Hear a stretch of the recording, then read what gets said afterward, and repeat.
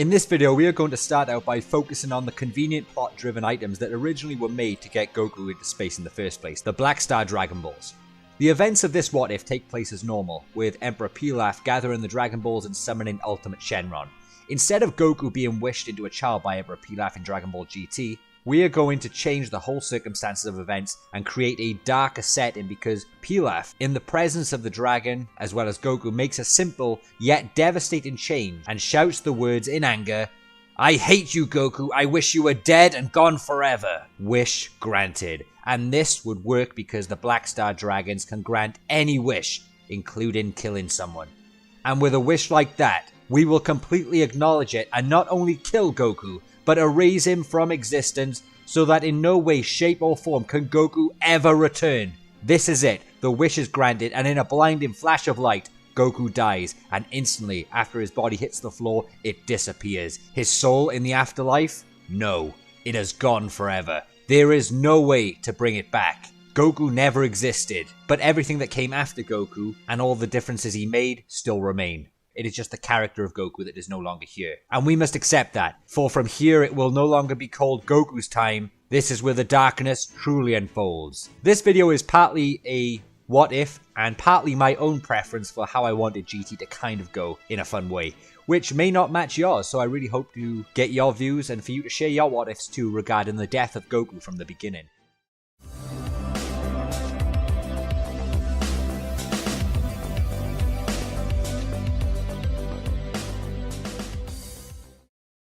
So, after Goku's death, Mr. Popo would whip all their asses and throw Pilaf's gang off the shrine. This would lead to King Kai informing Dende of the situation and the 1-year deadline to get the balls back, to which now, Dende would turn to Piccolo for guidance. Piccolo would take it upon himself to formulate a plan with Gohan and Vegeta to obtain the Black Star Dragon Balls. Meanwhile, the morning of Goku's death and erasure hits heavily on his family, and it's in this false hope that Goten and Gohan would want to find the Black Star Dragon Balls in hoping they can find a way of bringing Goku back. But Piccolo and Vegeta know the truth, that it would be a vicious cycle. Even if the balls were powerful enough to make Goku exist again, the balls would be scattered once again, and they saw this as a very risky act, not knowing if it would grant them another year to go and find them again after the wish. But Bulma had an idea to use the regular Dragon Balls to see if they could bring Goku back that way, to which she already had them and summoned Shenron. Shenron states that he does not have the power to undo a wish made by the Ultimate Dragon. Thus, no wishes were made and no negative effects were placed on the Dragon Balls at this moment. Piccolo takes it upon himself to volunteer to search for the Dragon Balls and tells Gohan that he should get ready because he will also be going. Gohan totally agrees in the memory of his father and for ultimately protecting the Earth. Goten finally steps up and does not allow Gohan to put the weight on his shoulders by himself. So the team set up to explore the universe is Piccolo, Gohan and Goten, where Gohan would be the brains behind the spaceship control systems. That's right, it's Gohan's time. I told you I wasn't going to make another Gohan video, but guys, I couldn't resist. In this story, Pan isn't as involved as she was in the original GT. Oob would still not be involved at this point because of his whereabouts unknown. The reasons I chose Goten and Gohan is because I feel they would have a better chemistry with Piccolo. Piccolo, having the experience of being an ex-Guardian, would find himself somewhat involved with the situation, as well as his links to the Black Star Dragon Balls, as you will soon see later. Furthermore, I don't feel Vegeta would volunteer to go if he knew the newer generation could start doing something useful. I could potentially see Goten and Trunks going with Piccolo as well, to give that old feeling of the Buu Saga back, but I feel Goten and Gohan would slightly be more determined to go, knowing their father had just died forever. Also, I dread to think of how bad the atmosphere would be with Vegeta and Piccolo's bad moods together in the spaceship for a year. So that's why Goten and Gohan take the place here. Plus it breaks it up from Trunks, who already had the spotlight in the original GT. One big difference about character interactions is that in this journey we will see much more of Gohan and Goten brother time, which would be great seeing as they are both adults and could actually push each other in a friendly rival way. Plus that Goku is now dead, Gohan and Goten will actually feel closer together due to these times of mourning. And also the bond Piccolo and Gohan have can start to include Goten, as all three are close together. But throughout the Dragon Ball space adventure, the planets and enemies they face would indeed remain somewhat similar, because that's where the Dragon Balls were scattered anyway. And there could be some amazing battles, such as Legic vs Piccolo, Rildo vs Gohan, and for the sake of easy storytelling, this would eventually lead to the three confronting Dr. Mu and Baby for the first time. It just kind of keeps some structure to the story by having the three confront Baby. Now, we can come up with a million scenarios here about how things would transpire, including how Baby gets to Earth, but in the original GT, the main story progressions didn't really take place until Baby made his way to Earth. as the Dragon Ball Space Adventure just seemed like a huge space adventure to fill the time in ready for the actual story to come. So we will continue and say that Baby escaped and managed to make his way to Earth. The big difference now is that Goten is in space with Gohan and Piccolo, and this means that Baby's targets would be totally different. The most obvious targets for Baby to consider now is Trunks and then straight to Vegeta. So we can say Baby has the potential to take over Trunks and works out better to eventually take over Vegeta, who lives with him anyway. This would ultimately lead to one big similarity to the original GT, and that is Baby Vegeta, which, let's be honest, is not a bad thing. Now, the downfall of Earth under Baby's control takes place, as expected, until finally Gohan, Goten and Piccolo arrive on the lookout. Goten flies off home, Gohan flies home to Videl, but Piccolo remains on the lookout, just to discuss things with Dende, and this is where things get really interesting in this version. Piccolo is able to hold off Dende and Mr. Popo's attempts to take over him and knocks them both out. Yes, even the almighty Mr. Popo. After Piccolo having the experience with Garlic Jr.'s bullshit in the past, Piccolo in this story is a master of detecting deception and able to show resilience against types of enemy control powers. But one major change in the story which we should note down is that due to Piccolo successfully bringing the Black Star Dragon Balls to the lookout securely, it has cancelled the Earth's self-destruction and thus Earth is protected. But this is where King Kai now communicates with Piccolo, informing him that by returning them does not eliminate the time left for Earth's detonation. So do not go wishing for Goku to be brought back into existence. However, as long as they sit securely in the lookout, it will restore the time limit ever so slightly to the 1 year limit. So as it took nearly 1 year to gather them all, the Black Star Balls needs to remain at rest for the same amount of time that they were away to recharge the time limit. But even then, they will still have to go into space throughout the entire universe to reclaim them, and that may take longer next time. So it's not something they should be doing willy-nilly. The problem now lies with Goten, who is eventually confronted by Vegeta, Trunks and Buller. Goten is no match for the situation despite him becoming stronger over the course of the year with Gohan and Piccolo in space. But next comes Gohan, who sees his daughter and wife corrupted by Baby's powers. Gohan is able to safely knock them both out without killing them. But Gohan is now pissed off at what has gone on and the fact that he had to harm his wife and daughter, and knows this could be linked to the creature they saw in space. Piccolo telepathically talks to Gohan, tells him to keep his composure and to meet him instantly, as Goten has already fallen. Piccolo, whilst on the lookout, understands that their friends are infected, and knows, due to Kami's memories, of the sacred water in the lookout. So Piccolo helps Dende and Mr. Popo and tells them to remain concealed until this is all over. Yes, this is where Piccolo's knowledge is used wisely in GT. Piccolo and Gohan meet at the location where Piccolo first trained Gohan, and stand on top of the mountain place. But Gohan is serious, and doesn't look like he's keeping calm. Both can feel an incredible power heading towards them. It's Majin Buu. He has arrived with Mr. Satan. And so all three discuss the events on how to overcome the terror. Unlike the original story where Goku was off guard and went straight into the fight with Baby, Gohan, Piccolo and Buu have time now to formulate a plan. Piccolo believes there is a chance to save the others if they can collect more of the sacred water, but Gohan states that it may not be enough if Baby can continue reinfecting them. Then they wouldn't know for sure if the sacred water would be enough. Gohan states Baby needs to be defeated, and in a rage, flies off towards Baby's direction. Piccolo tells Gohan to wait, but he doesn't listen. So Buu follows Gohan whilst Piccolo heads towards the lookout for more water with Mr. Satan. Gohan's anger is burning more than it has in a very long time. For even though Gohan continued training in the times of peace, he never elevated himself to the levels of power he was truly capable of due to having no reason to get angry or fight at that level. But now Gohan is far from being old, a primed warrior, and itching to fight for the right reasons to protect the ones he loves. Coming up is Gohan versus Baby. Will Gohan have enough power to fare off against Baby Vegeta? How extra strong has Gohan become in the last 1 year adventure? And will the team of Gohan and Majin Buu be enough to face off against Baby Vegeta, Trunks and Goten? Only time will tell.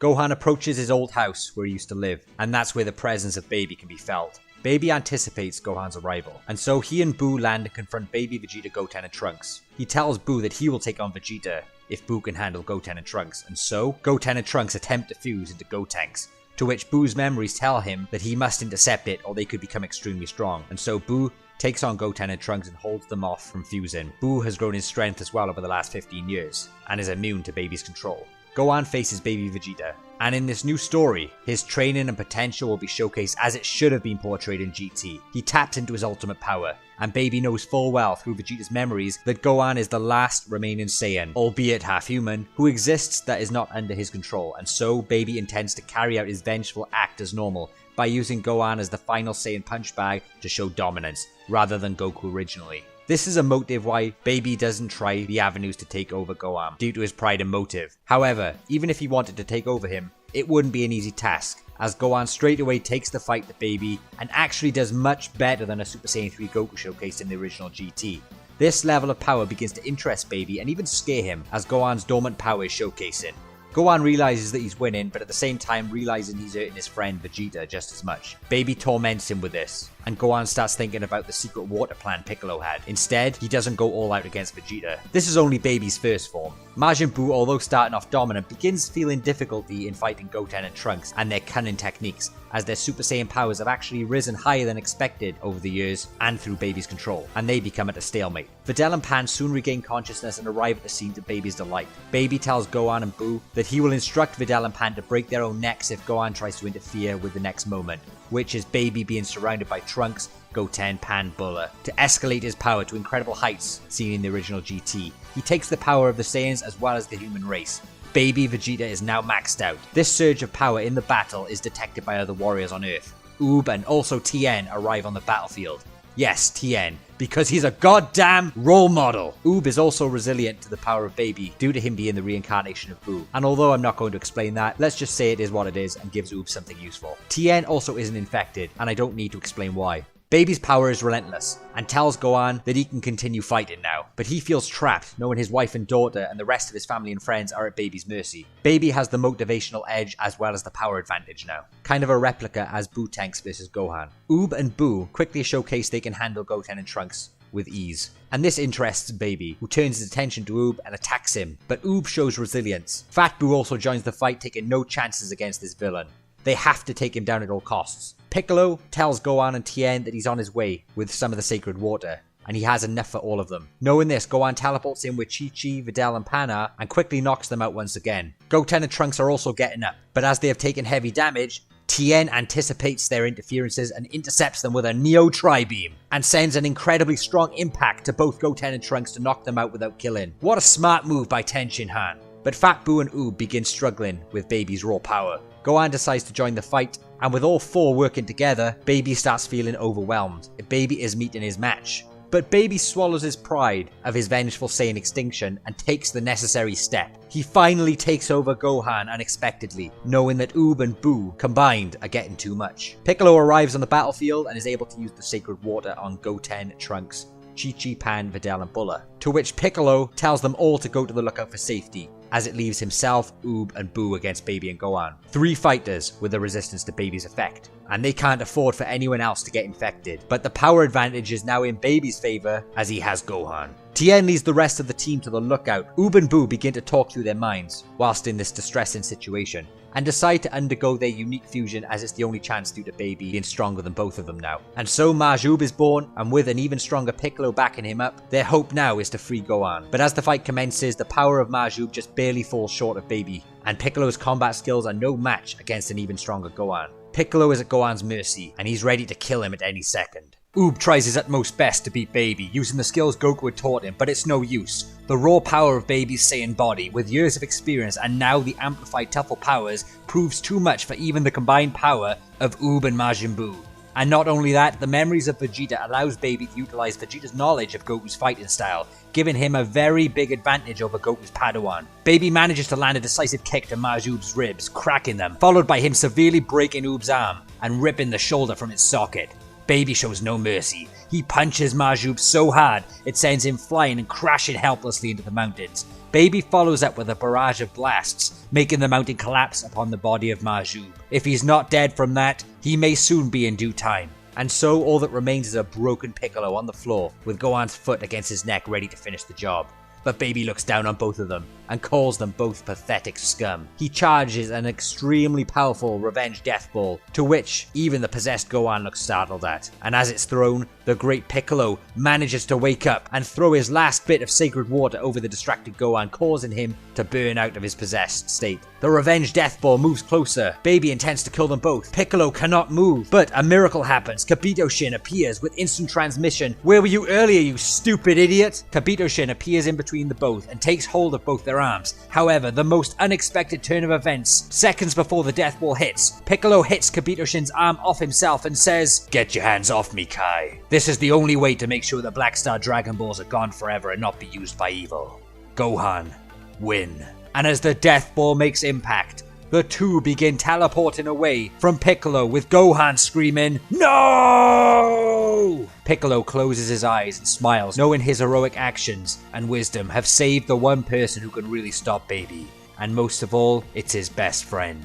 Tien and the others at the lookout feel the presence of Piccolo vanish, and with it, the Black Star Dragon Balls, thus protecting the planet from any future immediate danger of their misuse again. Kabuto-shin and Gohan arrive at the sacred land of the Kais, and he debates going back to this lookout to save as many people as possible, but Baby was seconds away from the lookout to infect the others, showing his frightening speed, and knowledge of the shrine's location using Vegeta's memories. Goten and Trunks were already infected earlier and seemed easier to control this time around, as well as the others, all except Tenshin Han, as he had evaded it along with Chaozu. They said they would rather fight until death than be turned. And Baby laughs. And so Baby commends this final request in arrogance. And Tien and Chaozu fight with their hearts on the lookout against Baby, as the others watch. Tien and Chaozu eventually fall, and Baby realizes they will end up dying on their own due to their output and effort. A familiar field of pain for Tenshin Han. And so, he stands up one final time and sees that his good friend Chaozu has just died beside him. He couldn't take any more.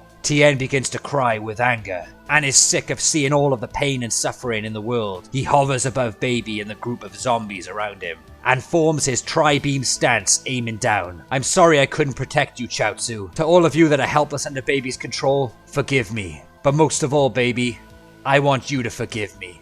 Baby looks up and laughs. "And why would I forgive a worm like you? Forgive me for not giving a shit! Multi-Solar Neo Tri-Beam!" And in a blinding flash of light, Tien's last energy filled with rage and courage forms 4 Tiens, with each harnessing the power of the sun to somehow fuel the immense power of the 4 Neo Tri-Beams, blinding everyone seconds before they are clobbered with the hardest hitting key force ever seen. The entire lookout explodes, and everyone on it plummets to their immediate doom. Tien's body breaks down and dies like a role model. Baby and his comrades crash into the world below and are all severely injured and barely alive, except Baby himself. Baby cannot believe that the man called Tenshin Han caused this much hell for him, and so they all request medical treatment from Baby's workforce. Back in the sacred world of the Kais, all seems hopeless, and Kabuto-shin explains that Piccolo just died. Gohan breaks down. He's lost Goku, he's lost Piccolo, and everyone else. He loses all motivation to even stand up, and knows he didn't have the power to stop Baby, or resist his power. The old Kai tells him to think about what Goku and Piccolo would want, and that's a reason to fight, and there's a reason why he's still here. And so, the old Kai begins the next phase of Gohan's training. The tail process that Goku originally underwent is carried out. His tail is fully restored, and the old Kai tells him that he now has the power to beat Baby once and for all. The old Kai has spent a few extra days sitting with Gohan unlocking his power further than before, but had to stop because it was boundless and had no limits, and the old Kai only had so much power to draw some of it out. The rest was up to Gohan. On Earth, a few weeks had passed as Baby infects everyone again and uses the original Dragon Balls to create his own planet Tuffle, and as such, transports there along with all of the human puppets. And what is crazy, a few cracks start appearing in the Dragon Balls. But Baby disregards this as he has no more use for them. The old Kai tells Gohan that there is no more sacred water left, but if all goes well, then there won't be need for any. Kabuto-shin takes Gohan to planet Tuffle, and there he requests, in respect of Piccolo, to wear the gi of his former mentor. And he heads towards Baby. He powers up to his ultimate form once again and engages Baby, who this time is going to kill off Gohan to declare his Tuffle dominance over the Saiyan and human race. However, Gohan doesn't go down easy. Actually, not at all, as Gohan's ultimate power combined with his tail is giving off a very bizarre level of power than normal, that gives him a huge edge over Baby. Baby is shocked and sees this tail. He searches Vegeta's memories, to which he begins to understand the source of Saiyan's power along with Gohan's secret Kai training. Baby's Tuffle pride does not allow him to take over Gohan's body to end the situation. He wants to destroy the last remaining being with Saiyan genetics, and to declare dominance, for the destruction of his race by King Vegeta in the past. So Baby uses his cunning ideas to formulate the next plan. Baby, in a desperate struggle, gets Goten, Trunks, and everyone else to interfere and distract Gohan, whilst he goes and confronts Bulma to prepare the newly constructed tower to emit the Brutes waves needed for Saiyan metamorphosis, and instructs Bulma to blast it straight at himself as Gohan is distracted with Goten and Trunks. And now, Baby becomes a Great Ape. The whole game changes, for it's Golden Great Ape Baby versus Ultimate Gohan. Great Ape Baby's power goes beyond what Ultimate Gohan is able to comprehend. It replicates the battle years ago between Great Ape Vegeta versus Kaioken Goku like a mirror image, just ultimate poetry, no pun intended. But the problem begins when Gohan is smashed down into the dirt and Great Ape Baby is about to completely crush him.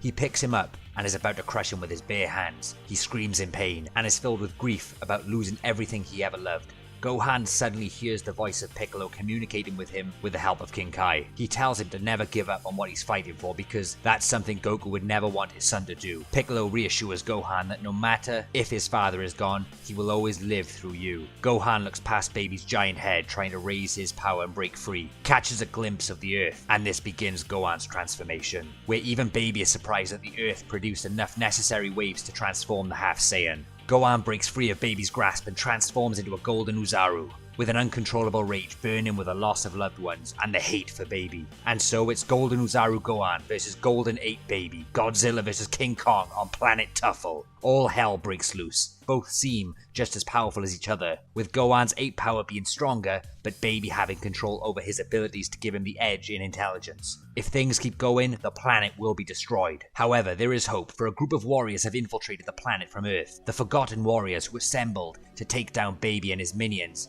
in the absence and assumed death of Gohan. There they stand, Yamcha, Krillin, Android 18, Master Roshi, even Android 17, who 18 had managed to get hold of. The androids were not affected by Baby's control due to their reconstruction at the cellular level, advancing their protection against the infection. Roshi, Yamcha and Krillin had remained in hiding, and have come to avenge Tien, Piccolo and Goku. And also with them stands the rejuvenated Majub. After being initially saved by Yamcha, had slowly managed to heal his own wounds over the course of a day thanks to Majin Buu's ability inside. Injuries that would have taken more than 6 months to heal normally.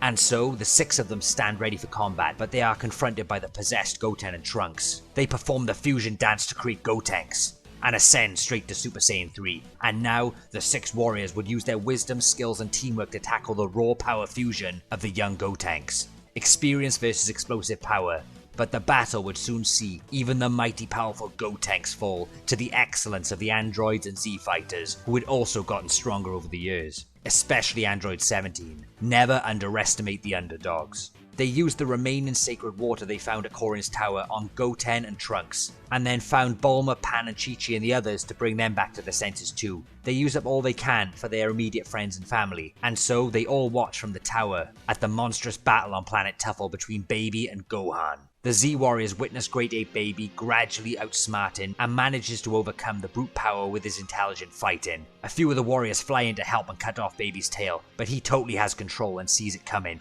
and gives them a hard time. Golden Ape Gohan is down for the count, unable to move due to the beating, but his giant ape form begins staring at the earth in the sky, and he begins to calm. The memories of Earth, his friends, family, they start to surface. Seeing her father in distress and cannot believe what he has become, Pan flies over, not caring about the dangerous situation. She wants to help her dad. This is a hard time for her. His giant head turns and sees Pan crying, and so Pan's love for her father and likewise. This becomes the trigger for Gohan's final transformation from the Golden Ape to Super Saiyan 4. Everyone stands back at this unbelievable transformation, the amount of power never felt before. It felt like an unlimited amount of power, it could not be described. Power that was all of Gohan's, that dormant power brought out to the primal level. Every single drop of Saiyan and human blood combined.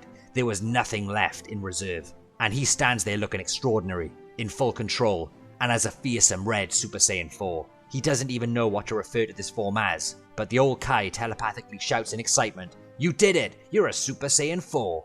And so it stuck. Gohan tells all of his friends and family to get back as he's about to finish this whole game in 10 seconds. And Baby Vegeta looks at Gohan in complete denial, laughing, believing Gohan's gotten weaker due to his size and the fact that Baby is unable to sense this endless energy coming from Gohan. It's actually too large for Baby to even calculate properly, so he ignores his senses, thinking it would not be possible for it to be that high. Baby sees a small cut on Gohan's chest that has not healed due to the Uzaru form taking a beating earlier. Gohan starts counting to 10, informing Baby to leave the planet now and never come back. But Baby projects his infection and eggs, and sends it straight to Gohan's wound, attempting to take control of the Super Saiyan 4 to regain control of the situation. But Gohan continues counting, to which Baby is looking surprised that his control power is not working on Super Saiyan 4. Gohan smirks and says to Baby, "It's hopeless, and for that I'm skipping to 9. Baby is in disbelief and angrily begins energizing his strongest revenge death ball, to which Gohan remains standing still in confidence. He says, "Bring it." Everyone looks on in fear, believing this will be the end of everything. As Baby looks on and has lost all control, completely enraged, the ball is launched. It's the size of a mountain, and just before it hits the ground, Gohan whispers, 10. And so, the greatest Masenko times 10 is blasted and completely eats the revenge death ball. No contest. And both of the blasts head towards Grade 8 Baby, who is in sheer shock, terrified and can't move at what's heading towards him. To which Gohan knows Vegeta needs to be saved and moves so fast he appears behind Baby, rips the tail off with brute force, and then grabs the body and moves out of the way of the projected blast. Baby Vegeta becomes regular size in Gohan's hands. He knows Baby is still inside, so he punches Vegeta's spine with just enough force to paralyze his entire body temporarily, showing a mastery over his primal power in such a short time. Baby has no choice but to disembark due to the vessel being immobile, which he does, and he tries to escape, and this is where Gohan shows no mercy. He throws Vegeta's body to the others, chases down Baby like a predator, and scares the living hell into him with those yellow eyes. He tells Baby if he ever tries to resurrect himself, this will be the first thing he sees. And Gohan fires a point-blank Kamehameha into Baby, disintegrating his body for good. Gohan finishes with saying, "Saiyans 2, Tuffle 0. Actually, make that Saiyans and humans 1-all. As he looks at his friends and family and smiles that everyone is safe. Gohan has maintained his rationale and is the loving man that they all know. To end this chapter, the fighters return to Earth after the brief reunion. However, times were still tough, as many of Earth and planet Tuffle's population still had essences of Baby's control in them, including Vegeta, who was still hospitalized due to his injuries, and they didn't want to heal him in case he wakes up with Baby's essence still inside him, which could be a huge problem. So Vegeta would be out of the game for a little while, and the fighters would have to stay in hiding for a little while on the infected planet. It truly was an apocalypse. All of the sacred water had been used in the battles and could not be magically multiplied and dispensed anymore. The team decided to collect the Dragon Balls instead, for Shenron to wish Baby's control to be released from all populations on Earth. However, once they collected the Dragon Balls, a terrible discovery was made, as the Black Smoke Dragon appeared from the cracked Dragon Balls. This appearance of the blue Shenron is much sooner due to these Dragon Balls being used by Baby to create planet Tuffle. And to make matters worse, above everyone in the sky is another dark matter. Hell has opened.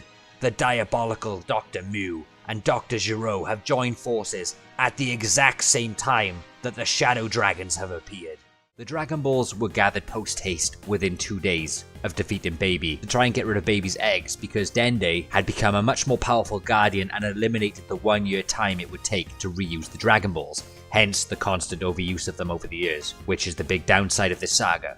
Due to there being dark energy from the Shadow Dragons and dark energy from Hell at the same time, this makes Earth completely disconnected from the outside universe, and not even Kabuto Shin or King Kai can support due to the dark power blocking any signal. Earth must fight alone. After discovering their inability to communicate with King Kai, Bulma came up with an excellent plan to get Vegeta back on his feet as soon as possible to assist and to rid the infections in the populations. She prepared a new advanced spaceship, taking Chi-Chi, Videl and the kids safely to New Namek, so they can request to use the Dragon Balls there. And what's impressive, Bulma's new ship can get there in only 2 days. So they leave, and Mr. Satan Dende and Mr. Popo join them as well, because if Mr. Popo remained on Earth, it would be a huge disadvantage for Sin Shenron, and would ruin the entire story, because Mr. Popo is Ultra Instinct. Android 17 of Earth suddenly becomes controlled by the Android 17 in Hell and turns on the team. He seems to have received an odd power-up as well. He flies off to the mountain area suspiciously, but is followed by Android 18, Goten and Trunks for them to address this. Gohan along with Krillin decide to enter Hell's portal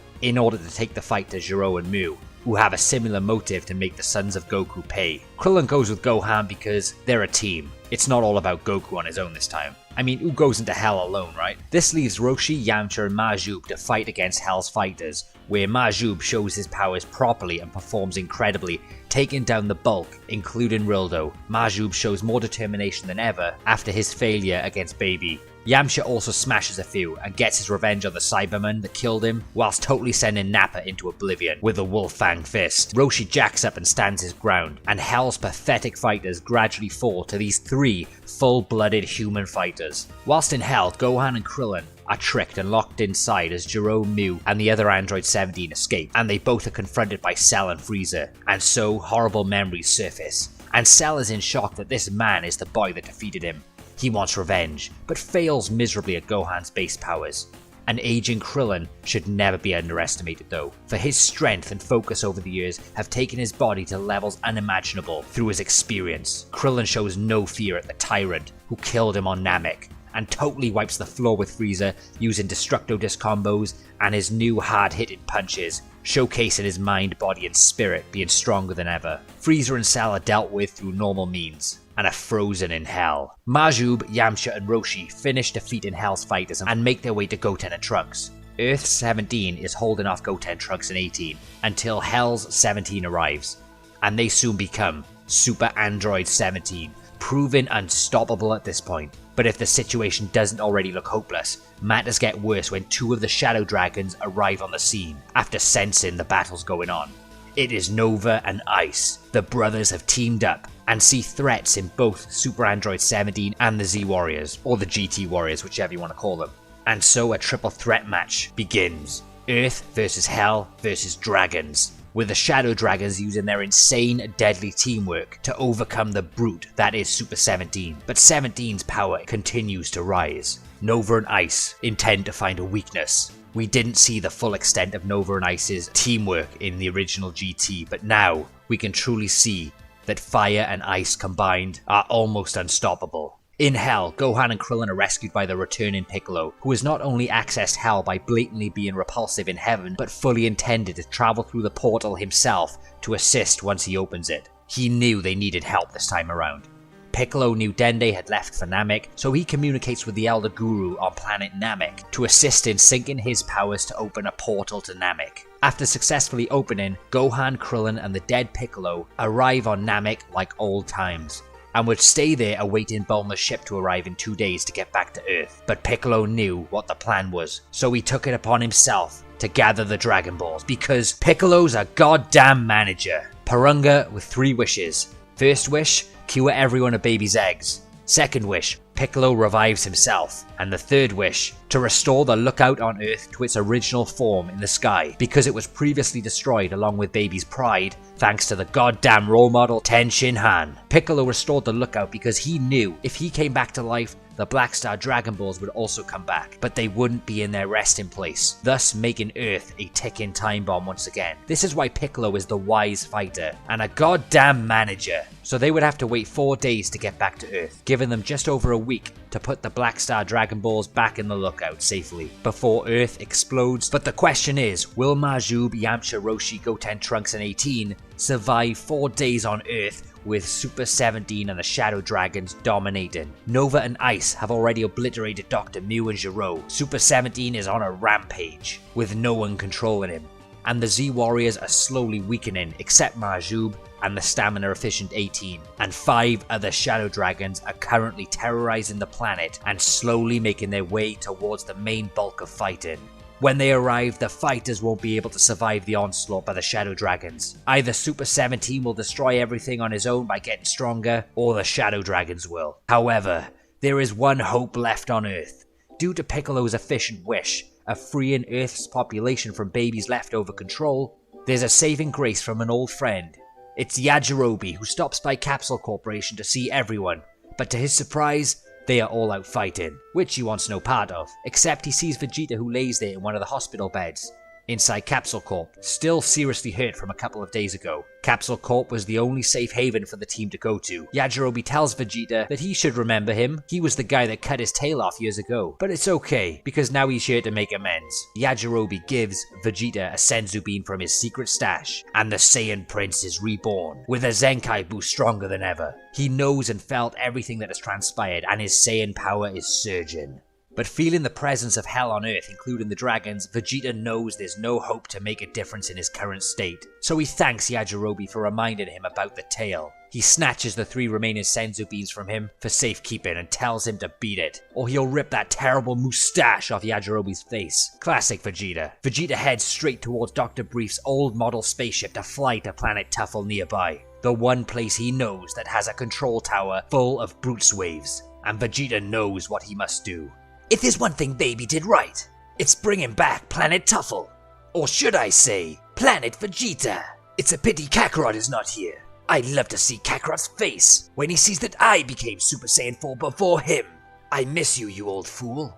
He arrives on Planet Tuffle, Planet Vegeta, in less than 30 minutes, and sets up the Brutes Waves Tower, which he knows how to operate. He projects it towards the canyon, and so he flies out straight into the waves and is exposed to the oversaturation of Brutes waves. The Saiyan Prince becomes an Uzaru, then a Golden Great Ape, and finally, after having the experience already of mastering his rationale as the ape, Vegeta ascends to Super Saiyan 4. This time, in the story, Vegeta will set things right with his power. He heads straight into the spaceship and flies back to Earth, and the sight of Earth looks horrendous, completely covered in the darkness from hell. But at the battle site, Super 17 has grown insanely strong from absorbing tons of energy and had made mincemeat out of the good guys, whilst the Shadow Dragons decided to smartly hold back watching. Nova can see that there is honor amongst Majub, Roshi and the others, and see what they are fighting for, and tells Ice that they should consider a temporary allegiance in order to take down Super 17's repulsive behavior. However, this makes Ice Shenron sickened, and tells Nova that they don't need help from humans. In fact, he will kill them right now.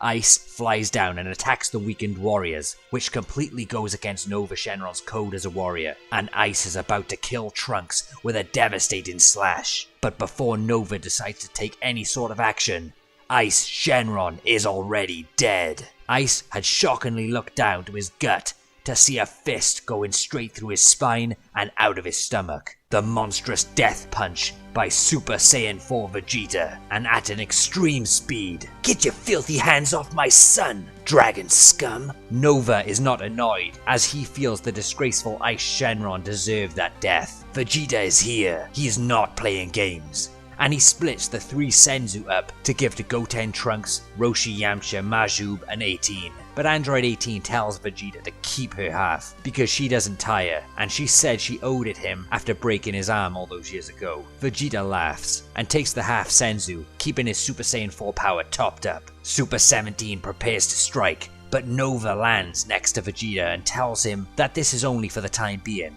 But once that android is defeated, then they will fight together to determine the stronger warrior. Vegeta confidently smiles and accepts this as his primal body is urging for warfare. Super Saiyan 4 Vegeta and Nova take it straight to Super 17, but this jacked up android is no pushover, for he has absorbed so much ki attacks from the Dragons and Z-Warriors that he surpassed both Nova and Vegeta in terms of raw power. After taking a variety of stomps and hammers by Super 17, Vegeta and Nova finally see the weakness to Super 17's vulnerability when absorbing, and they manage to utilize teamwork. The two make the finishing move. Vegeta attacks Super 17 with a barrage of ki blasts, and Nova is the one that powers up a maximum supercharge that goes through Super 17's body, and Super 17 explodes from the ridiculous amount of internal heat inside his body. Nova and Vegeta are both exhausted, and Vegeta leaves his Super Saiyan 4 form. All the Z-Warriors surround Nova and are unsure what action to take next. Vegeta tells them all to stop, and gives Nova the respect and honor for backing and helping him out. He tells Nova the debt is now paid. Leave for now, but the next time he sees him, he will kill him.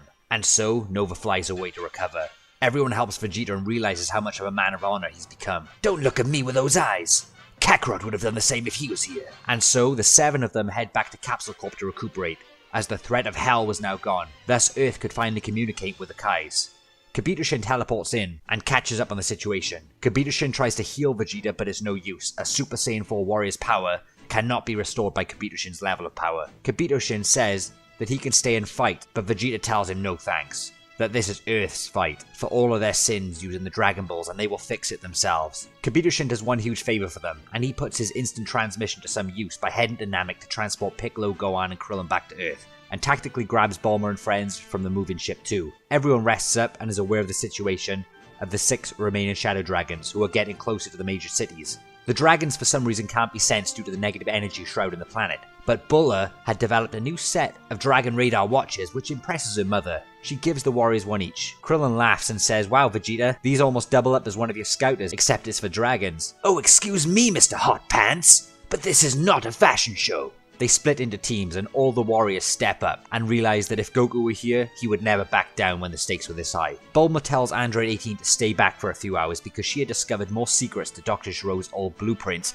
and could get rid of the suppression that Dr. Gero put on 18 when he made her. Android 17 was always stronger because he wasn't restricted, but Bulma knew a way to free Android 18's power further. The first team of Goten and Trunks head out and face the 2-star dragon Hei's Shenron and defeat him through the mastered power of fusion. Majub, Roshi and Yamcha head off to defeat the 6-star dragon Oceanus Shenron, where Roshi gets some nosebleeds but soon regretted it when it transformed into the ugly beast. Gohan and Piccolo detect the 7-star dragon, and using their years of teamwork and experience, they defeat it, and was no need to go Super Saiyan 4. An unusual team of Vegeta and Krillin set off and destroy Rage Shenron with ease, and the team have 5 Dragon Balls in their possession.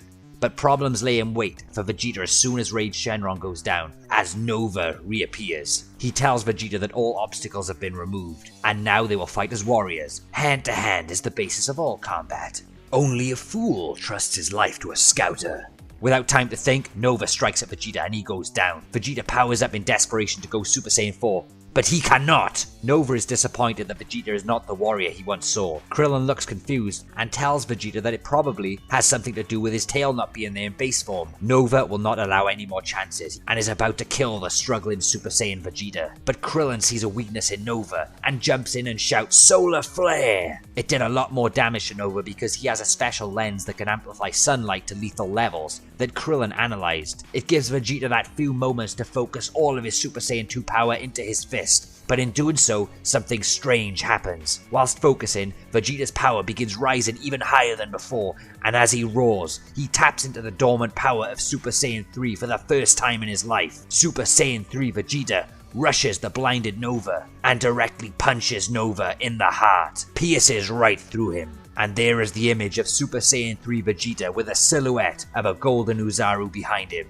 as he kills the relentless warrior Nova. He tells the dying Nova that he's sorry he had to die by the hands of 2 versus 1, but he will truly die a warrior. Everyone gathers up the remaining Dragon Balls they collected, but are instantly cornered by the final appearance of the 1-star dragon Sin Shenron. Everyone can see that this dragon is a whole different ballgame, and he demands them to hand over the Dragon Balls or he will kill them all. Super Saiyan 4 Gohan collides with Sin. Sin's scary power gradually starts to overwhelm Gohan, and he's kicked out of his Super Saiyan 4 form after a gruesome battle. There is no opportunity to perform a safe Super Saiyan 4 power-up for Gohan. Vegeta uses the watch made by Bullet to communicate with Bulma to bring the Brute Waves machine over right away. For the next few moments, Sin makes mincemeat out of everyone, and no amount of experience can overcome the brute power of Sin. He successfully gains the Dragon Balls and becomes Omega Shenron. Piccolo tells the team it's left him no choice, and he flies off, leaving them all on the battlefield. Everyone looks confused and Omega laughs, thinking Piccolo has ran away in fear. After minutes of Omega bragging, Bulma arrives and tells Vegeta that there's only enough power to charge up 1 Saiyan beyond his limits. Only 1 Saiyan, huh? I never thought I'd see the day when I'd resort to this again. Kakarot's son, has your brother ever shown you the fusion dance? Everyone buy us some time! Omega sees this as a potential problem and gives no chance for Gohan and Vegeta to perform the fusion dance. Vegeta sees Gohan struggling with the fusion method and scraps the idea. Instead, he calls Kabuto-Shin and tells him they need the Potara, and he needs Omega distracted. Suddenly, out of nowhere, a fly kick from the sky sends Omega crashing into the building because Omega couldn't sense her power. A brand new Android 18, whose power after over 20 years has been fully unlocked through Bulma's science. Just call me Super Android 18. And to tell you the truth, I can see why Dr. Gero put a lockdown suppression on my powers when he made me. because I truly am stronger than my brother. However, she knows she's no match for Omega Shenron and tells Vegeta all she can do is use her unlimited energy to knock back Omega and keep him at bay. She unloads her energy blast into Omega, which causes him great annoyance, and he's stuck in the rubble. Kibito Shin teleports in and the Potara is given to the two Saiyans. They fuse into a brand new Saiyan, Vegetarian. I'm joking. We'll just keep it as Gogeta for now because it sounds awesome and is in respect of Goku. And Gogeta instructs Bulma to now fuel him, the one Saiyan with the Brutes waves. Gogeta has the tail also due to Gohan's part of the fusion. The unnatural amounts of Brutes waves fuels the deadly Super Saiyan 4 fusion power and it explodes onto the battlefield. Gogeta appears in front of Omega and completely smacks the shit out of him for a whole minute. No contest. Of course, it wouldn't be Dragon Ball unless they were messing around, lots of talking, blah blah blah. And just before the times 100 Big Bang Masenko, a classic fusion time-up has to happen, where the Potara power fails due to the explosive Super Saiyan 4 fusion surge. Omega is back in the game. There's no more Super Saiyan 4 power, every character is on their last legs, and they've never been so close to defeat. With no Spirit Bomb technique to save the day now, all hope remained in this one final act.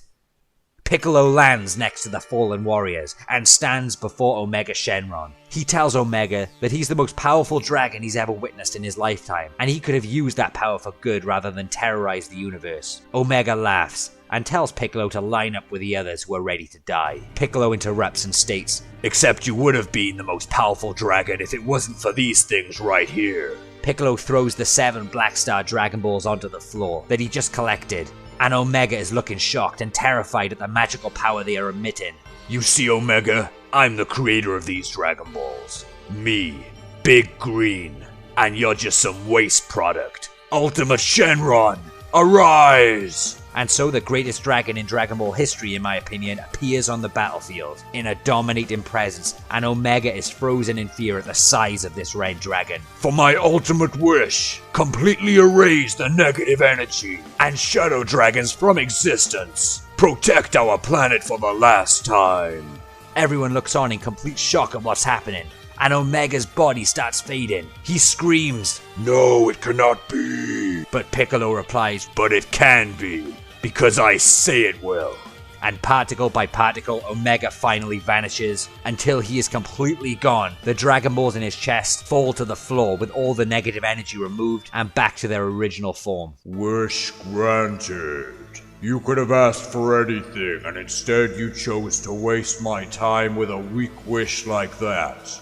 But suddenly the original Dragon Balls glow, and the classic Shenron appears in front of Ultimate Shenron. What a sight to behold. Shenron heals all of the fighters, repairs the damage and losses to Earth as this one-time only freebie. And both Shenrons inform everyone of their reliance on the Dragon Balls over the years, and it needs to stop now, which they all agreed on as they don't want any more tragedies like this in the future. But Ultimate Shenron tells Gohan and Goten to step forward. He tells both of them that he is aware that over a year ago he fulfilled a wish to take their father Goku away from them forever.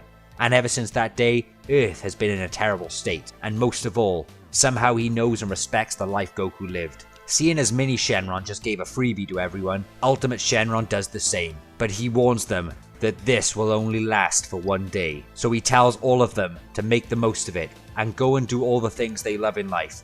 Make memories they will never forget. Ultimate Shenron's eyes glow and both Shenrons vanish. All 14 Dragon Balls begin circulating with power, when suddenly a bright light hits the world. Piccolo looks at his hands and can feel that he's lost connection to the Black Star Dragon Balls, but knows Earth is not in any more danger. However, he quickly looks up and suddenly realizes the new energy he feels from nearby. Everyone looks at each other with a stunned look on their face to see across the way, standing there, it's Goku. And after all these dark times, all of their faces fill with joy, seeing him one last time.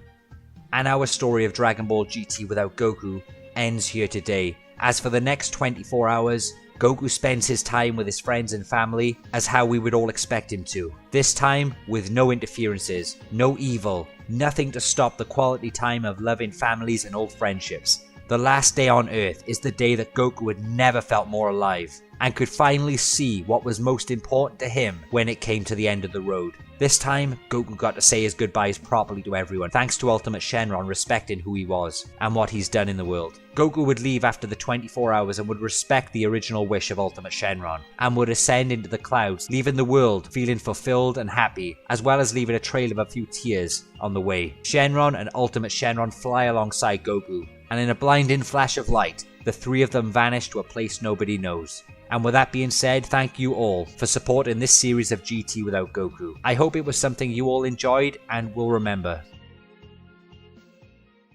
And if you're wondering why Tien and Chaozu had no chance to get Wish back, it's because after their glorious battle, they decided to remain dead like goddamn role models. And goes to show us that if you keep wishing people back over and over in Dragon Ball, it takes away from the emotion and suspense and care for those characters. Being dead in Dragon Ball should have more impact and meaning. Tien and Chaozu are the role models in this story that brings that emotional attachment back. Thank you, Tien and Chaozu, the true heroes of Dragon Ball storytelling. And thank you so much to the original Dragon Ball GT for such a beautiful, meaningful send-off. That will always be the true ending of Dragon Ball for me.